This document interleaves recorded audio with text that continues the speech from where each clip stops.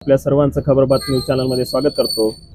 कंधार तालुक्यातील गंगनबीड या गावामध्ये असलेला पूल दरवर्षीप्रमाणे याही वर्षी त्या पुलावरून पाणी वाहत असल्यामुळे गावाचा संपर्क तुटलाय। आणि सगळ्यात महत्त्वाची बातमी अशी आहे की जो काही बाबुळगाव येथे असलेला जो काही कॅनल आहे तो फुटल्यामुळे तेथील पाण्याचा वेग अति प्रचंड आहे। एवढा वेग आहे की त्या गंगनबीडच्या शेतामधून पाणी हे मोठ्या प्रमाणात वाहत आहे। त्यामुळे शेतकऱ्यांचं अतोनात नुकसान झालेलं आहे।